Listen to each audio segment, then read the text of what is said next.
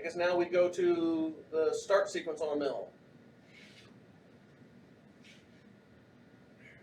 So what's the first step of starting a mill? Solid. Walk it down. Walk it down, that's a better answer. All right, so when we're walking down, we're gonna look at each piece of these equipment. So we're gonna go to the coal gate. We're gonna make sure that it is in remote, that the power light's lit. We're gonna go to the feeder. We're gonna make sure that the doors are shut. We're gonna make sure that the back plate is on. We're gonna look through the windows, make sure the belt's not jacked up, not misaligned. Make sure that the chute's not clogged. None of that stuff should be that way, but you'll walk it down because sometimes you're walking into a shit show that somebody else left you, right? And the controllers need to be saying what? Said, Controller, what it need to say? you need to make sure the controller doesn't have any faults on it, make sure the disconnect's shut and the lights are on, make sure the e-stop is pulled out. Stand by all night. Auto stop. Auto stop, is that what you should say? Auto stop it. If manual stop, it ain't gonna start up. Okay. And it would be in manual stop if the ice text that just calibrated the scale didn't put it back the way it's supposed to be. All right. What else are you looking at? Chain gate. All right.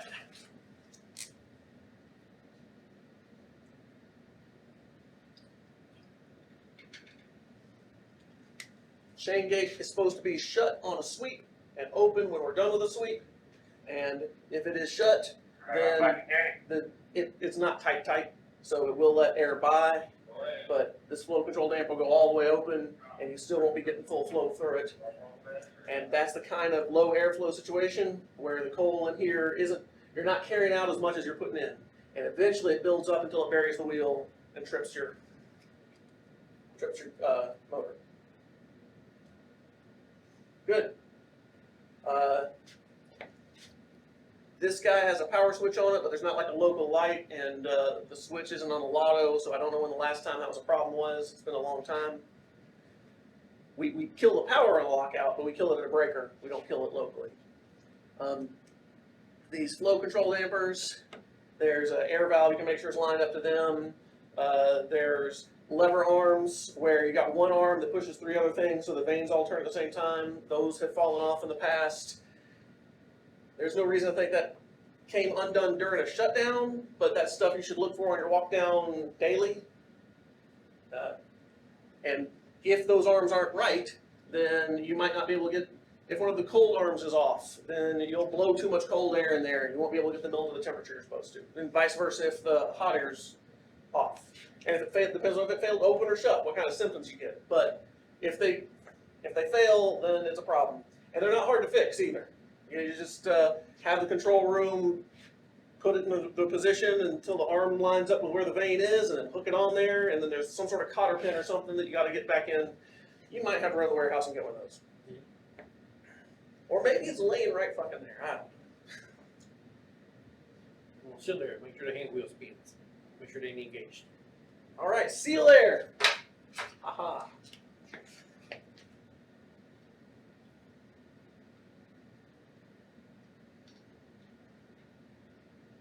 So coming off of the cold leg of the PA is the seal air. And that goes to a couple of different ring headers on there. And so because you're blowing this PA air in there and there's coal in there, then the coal is going to want to blow out cracks. And you know we've got a gearbox that comes up and a table that's moving, so there's got to be transitions. So by putting the seal air, which is a slightly higher pressure because it's upstream of these dampers, right? So putting that there closer to where it's going to blow out than the PA air, you don't have coal blowing out. You have clean air blowing out, which doesn't bother anybody. So, seal air. There's a local mechanism where you engage the hand wheel on it. Normally it's operated from the DCS. When you lock it out properly, when you lock that hand wheel, you're supposed to engage the hand wheel so it can't be operated from the DCS. And then you're supposed to put the wire around it, the hand wheel, so nobody can turn it. If somebody clears it and they don't know what they're doing, then they can take the lock off the hand wheel, but not disengage the hand wheel, so DCS still can't drive it. So that's a good thing to look for in your walk down. That's a common thing to miss. At one time, like flipper coat, he was out there with it. Tried to open it, wouldn't open. Engaged. All right. Since we're on that, we'll go and throw the emergency seal air in there.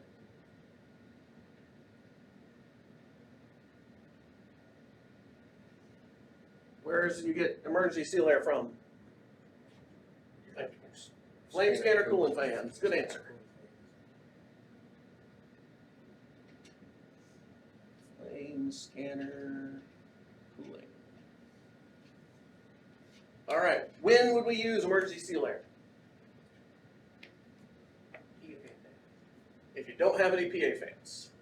So the only time you're going to be doing this without any PA fans, it's not going to be during a startup.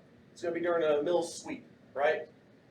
Master fuel trip, you lost both, it locks out both PA fans, and then you still have 4 mills to sweep, or you still might have 4 mills to sweep, I don't know what you got.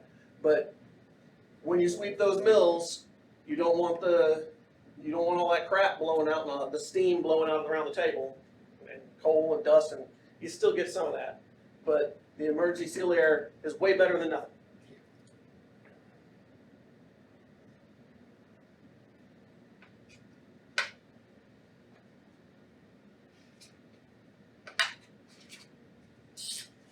There's also an aux steam line. And there's a manual valve. That guy's on the lockout. That guy's not normally full open. It's normally throttled to like 4 turns open, something in that ballpark.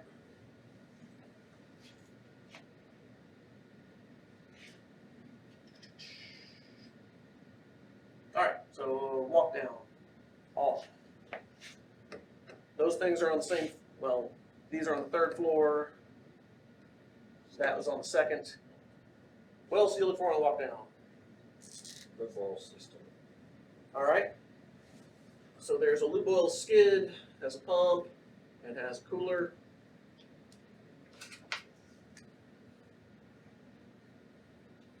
It goes to the gearbox, and it comes back and goes to the sump.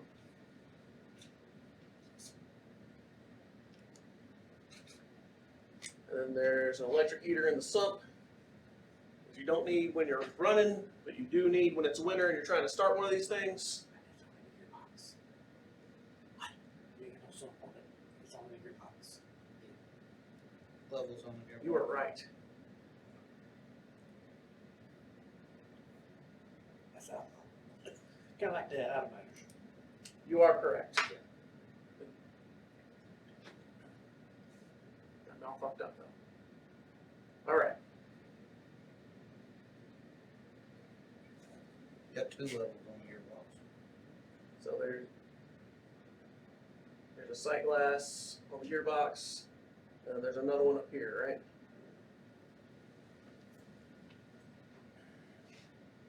So check your sight glasses on the gearbox. Can you tell me that electric heater is physically in the gearbox? Wow. Okay, I'm learning stuff. I'm gonna have to go walk something down. And then there is cooling water.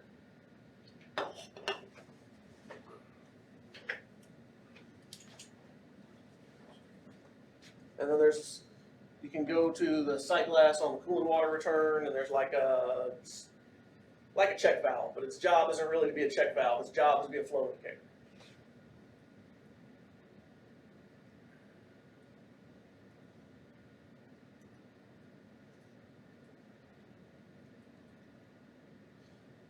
Every now and then we have problems with the cut dampers. Would that be something? Okay, so yes, walk down the cut dampers. You can see.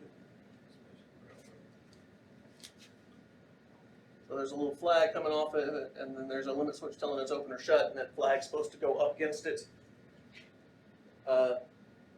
These aren't on any kind of lockout because all of these things are all powered by one thing. The air pushes them open or shut from one thing, and there's no way to lock it out because it'll drift. You can turn the air off to it, but there's no springs holding these things in place. The air is open and closed.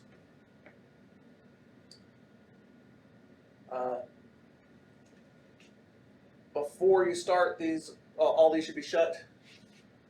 They cause a lot of problems coming open, but I don't think there's something you'll find on the walk down. It's just that some of them get old and get sticky and are problematic. Let's put a ×6 there.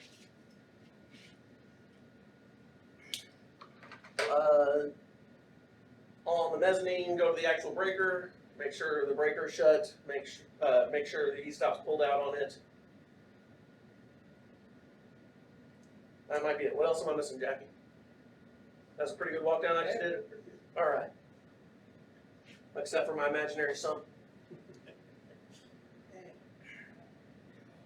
You don't see it every day, you don't. Well, that's a clear indication of spending too much time in the office. All right.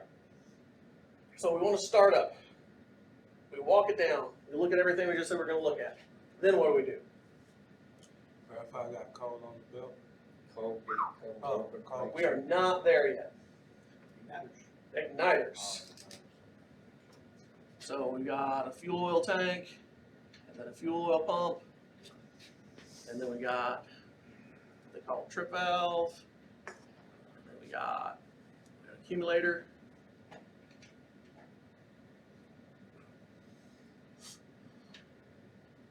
And then we got fuel shutoff valve.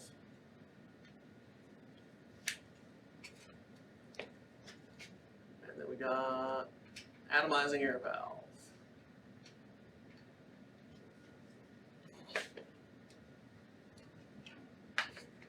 So,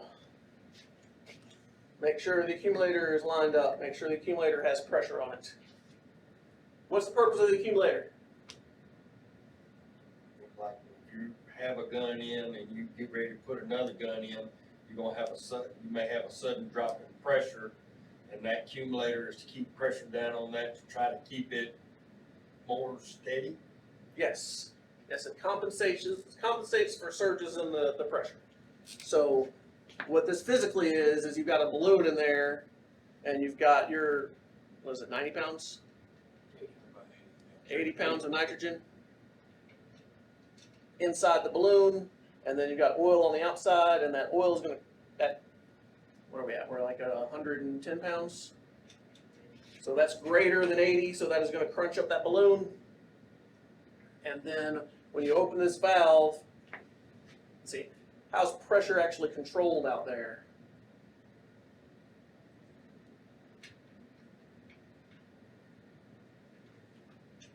So you got a pressure control valve that's maintaining this 110, and then you've got a recirc valve that is maintaining 200 upstream of that, which is a little complicated.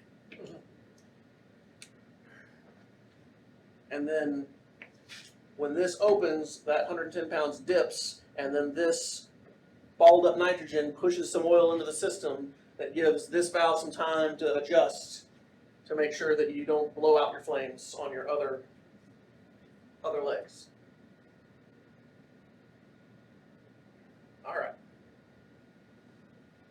So, light off all 3 pairs of igniters.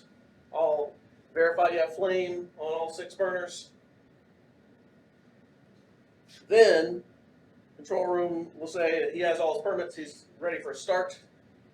And what's the first step? Bring the oil up to temperature. Colgate's actually before that. So, Verify coal on the belt. verify coal on the belt. So the coal gate comes open, and then you'll verify that there's coal on the belt, which told you that there was coal in the silo, that there wasn't a clog in the pipe, and that the thing actually came open. Sometimes these motors, the position feedback on this is not real. It's counting turns on a motor. It's not looking at a physical limit switch or anything like that. So it's possible for this motor to do its turns and think everything's okay, but for the gears to be stripped out on the inside or for it to have slipped off the gear or something. And so the actual gate itself didn't move. What do we do when we get in that situation? You have to pull the back plate off and dig it out. Yeah, unbolt the black back plate, and then, yeah, typically you kind of push on it pry on it with a bar and get the teeth to meet, and then it comes on. Then somebody, the local operator, can get it to come on out. Sometimes it will not say open, but it'll be 90% open. And then you have to take the hand wheel and put it in local and give it 2 cranks or whatever, get it finish coming up. Charlie's now, the way it won't close all the way. Think you gotta, maybe close the rest of the way. Get it recalibrated one of these Charlie? Charlie Colgate has been a huge problem over and over again. I don't know why just that one, because it's the one that gets used. Does it get used the least? It doesn't. Yeah. The mill gets used the least, but that Colgate probably gets cycled more than all the others. Working it out. All right. So, coal in the belt. After that, then we put the seal air on. Then it opens the guillotine damper. And then it adjusts the airflow. And then it is warming up all the middle of this mill, trying to get it up to the set point. That is 135 Fahrenheit.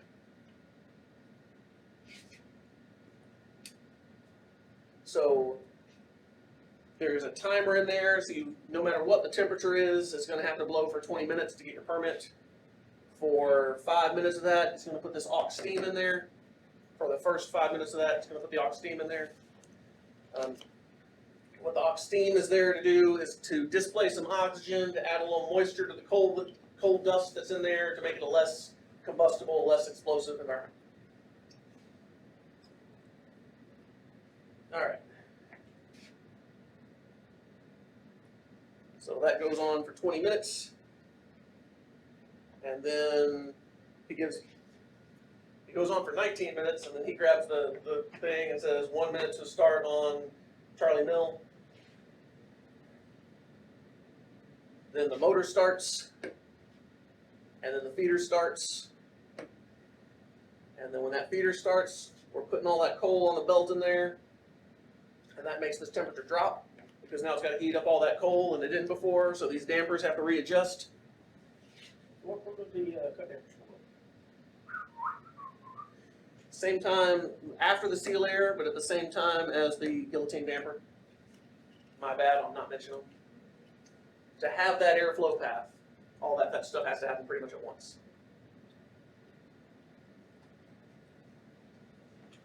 We mentioned them earlier, that some of these stick. If the control room doesn't see the open, then the timer won't start, and you'll never get your 20 minutes, and you'll never get your mill start. So these open switches, you have to, Old Yeller, the big sledgehammer, you have to tap it and get them in the right position. Yeah.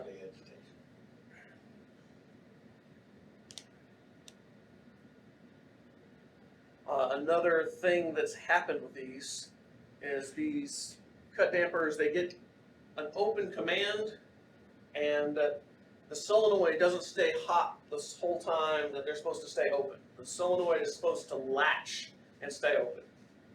And then it gets a separate close command that unlatches it, and then springs shut. Well, that unlatching, that latch is worn out. So we went through a phase a couple years ago where a whole bunch of these started failing at the same time. I don't think it was these. I think it was really the seal air that was kicking our ass with it. So it would come open, make its limit, wouldn't latch, it has no feedback to know it didn't latch. It would stop energizing the solenoid, and it would go back shut. And just, I don't know, hit the button again. Hit the button again, you get the exact same thing, over and over again. And so a lot of these seal air valves had to be rebuilt. The short-term workaround on that is to get somebody to get in the DCS And when you want it open, they just manually tell the solenoid, stay on. You just bypass the logic and say, stay on, and it'll stay open. But the solenoid's not designed to be on all the time, so then you have overheating issues. It's not ideal. The ideal is to actually fix it. But when it comes to between selling megawatts and overheating a solenoid, we're gonna pick selling megawatts. And then when we can get the 5th mill on and get this mill shut down, then later we'll get the valve really fixed.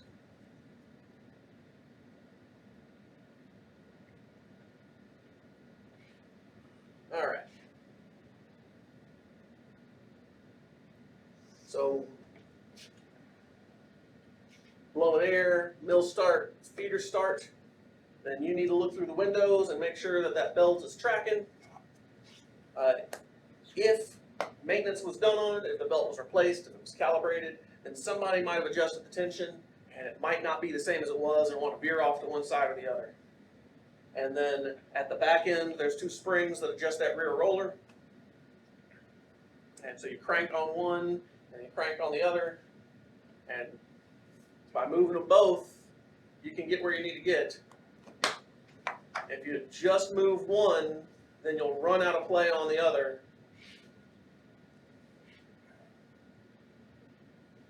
Or say you might be trying to turn it to the left, so you keep loosening on the left side. Keep loosening. Am I saying that right, Jackie? Somebody might want to tax Turn it. to the left, All depends on the bill. All right. If you want to move left, you you gotta go to the right side.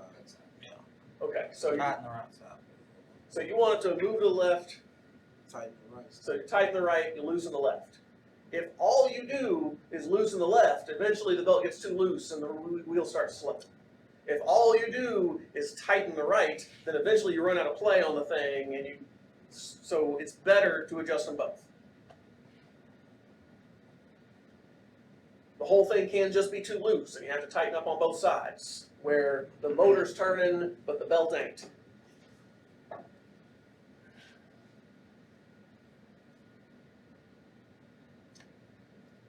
What else do you watch for? That's pretty much it, right? Make sure you don't lose load in your code. Okay? We haven't had that before, but normally, I have no trouble out of that. Yeah, so in cases where we've had really wet coal in a silo and we're fighting rainstorms, then you can get clogged up in here. And then with coal flows out on the belt, that'll trip the thing. Now, if you're still in your start sequence, then you're kind of okay. If you run out of coal, I don't think it just goes straight to a trip. I don't know how long you got before it calls it good and says no coal's a trip. But you didn't have any coal before, well, why? So there's this little leeway time you get during which you can go and bang on this chute and try and get stuff to fall down. Or just above the valve, that's probably the real culprit. And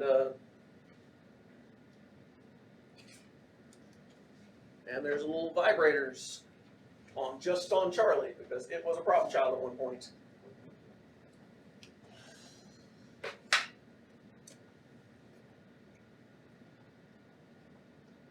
Is it just the truck? It's definitely not on all of them. It's not, if it was on all of them, then the DCS would have a button for it and it'd probably go off every 45 minutes all day. But that's not how it is. It's something you rig a hose up to, an air hose to drive the vibrator. Do that not long ago.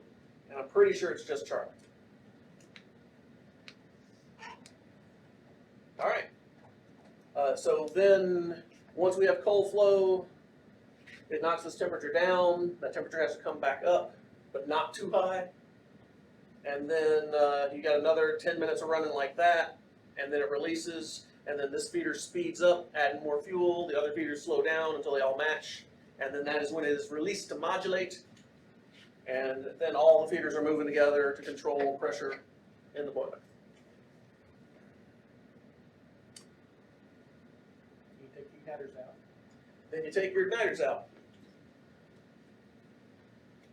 And a row of igniters is worth 20 to 30,000 pounds of coal an hour. So that's not something you guys care about, but it's something that the control room operator needs to know when he's deciding, can I put a new mill on Well, if I add 30,000 kph of fuel, not, do I have room for the other feeders to back off that much? Because if your feeders are at minimum and you've added this fuel and there's no way to back it out, then what happens? Pressure goes up.